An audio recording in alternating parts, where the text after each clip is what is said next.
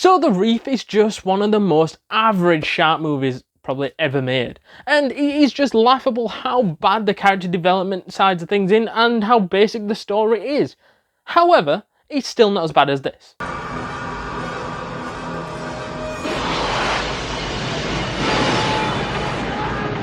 See what I mean?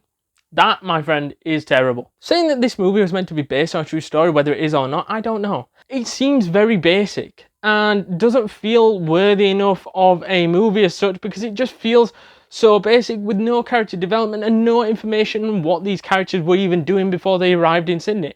There was such a lack of big character development because it didn't even show what the shark took away from them, their lives. What were they doing in their lives that was so interesting? We want to know these sorts of things. What did that shark take away, and what was the reaction to the families when they got back home? And this is the sort of stuff you've got to get right, and they didn't do that.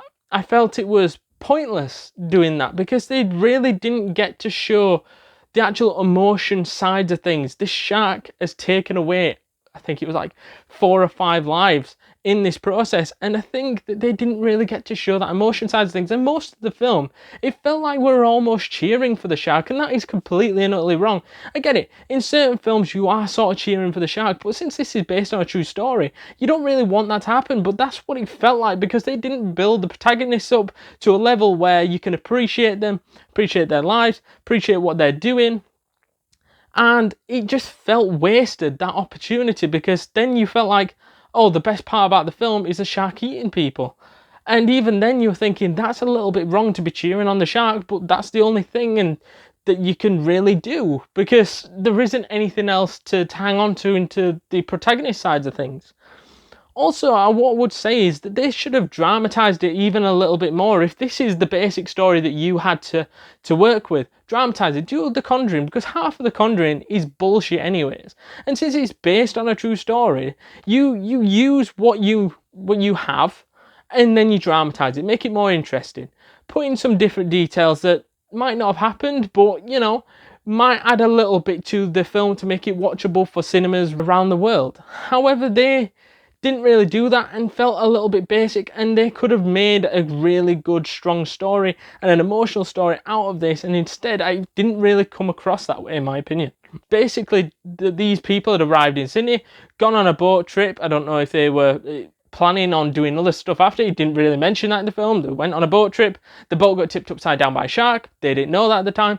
They swam to a shore, and then they suddenly realised, oh my god, we're getting picked off one by one, and only like one survived out of this onslaught. Which isn't a terrible story, but it weren't, like I said, dramatised out. It weren't made really interesting and good for cinema, and it will always be compared to other shark movies, unfortunately. Even though this is based on a true story and others aren't, you're always going to have that problem. Also, what I just want to say is that we're not expecting something like we see in The Meg of Jason Statham riding a fucking shark. See, this is a bit over the top, but we wanted to see similar sort of things of braveism, show a bit of character, show a bit of what did these people feel like in that moment? Were they scared? Was somebody brave and would stand up?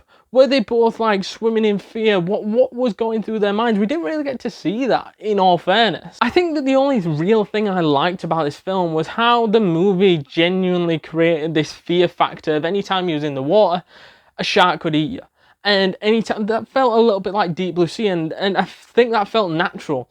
You didn't really need the actors and actresses to sell that much, and it just worked. And I think if they built more around that, I think you'd have had a better film. Because if you'd have built, let's say, a character development side of things, and then you had this in the water, you would have had a perfect film. But you didn't get the first part right, but you got the second part somewhat right, of the danger, how fearsome it is to even step into the water.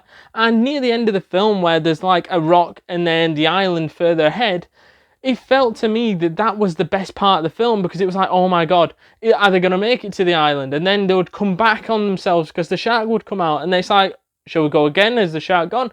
Then they would go, and then they would race back to this little island.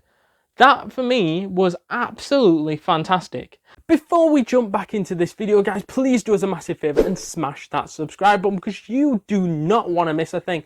This week, next week, and the week after, because we've got tons and tons of content planned for you guys, and you can do us a massive favor by smashing that subscribe button, joining the community, getting updates to all the latest videos from the YouTube shorts to the actual videos. It is well worth it, completely free, and you will not regret it. So to summarize this movie then, for me, The Reef is a 6.4 out of 10 and an average film. Let us know your thoughts down in the comments down below. Good, bad, terrible, amazing. Let us know all that jazz down in the comments down below. And if you're into more shark movie content, check out our Deep Blue Sea movie review right now.